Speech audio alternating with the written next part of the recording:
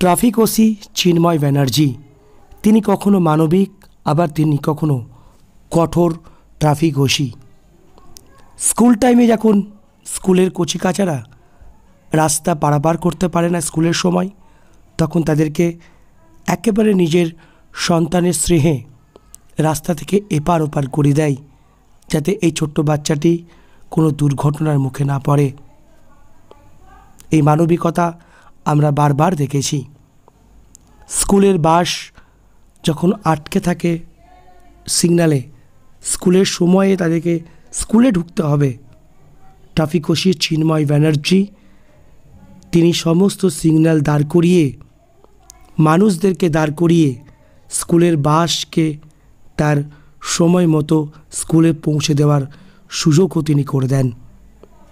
আবার তিনি কখনো কঠোর, হেলমেট না পরলে দেয় ধমক, করে বকাবকি, কিন্তু করেন না ফাইন।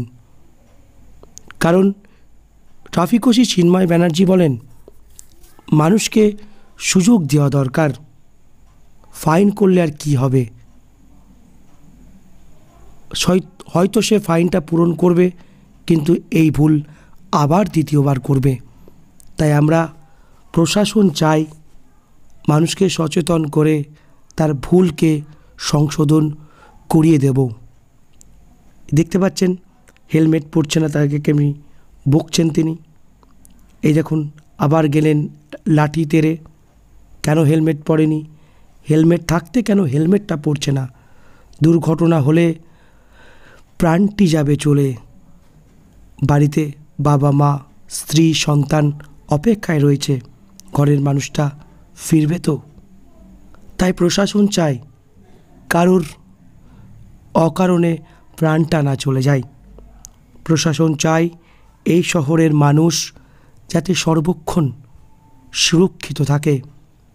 সকালবেলায় যখন কঠোর রোদ, মানুষ একটু ছায়া খুঁজে, তখন ট্রাফিক ওসি চিন্ময় ব্যানার্জি প্রাণকেন্দ্র কার্জন গেটে ঘন্টার পর ঘন্টা এই রোদকে উপেক্ষা করে তিনি সর্বসাধারণকে পরিষেবা দেন।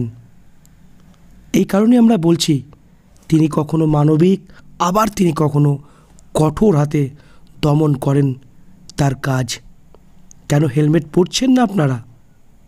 প্রাণটি চলে গেলে কার যাবে? যাবে তো আপনার, এমনটাই বলছেন তিনি। আবার মহিলারা কানে হেডফোন লাগিয়ে, হেলমেট নেই অথচ হেডফোন দিয়ে বাইক চালাচ্ছেন কানে হেডফোন লাগিয়ে, তাকেও সচেতন করতেন।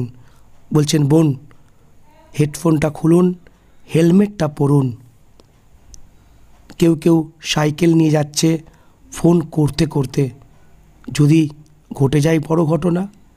তাই তো পূর্ব বর্ধমান জেলা ট্রাফিক পুলিশ সর্বক্ষণ মানুষের জন্য কাজ করছে। ব্যুরো রিপোর্ট, আমার বর্ধমান ডিজিটাল নিউজ।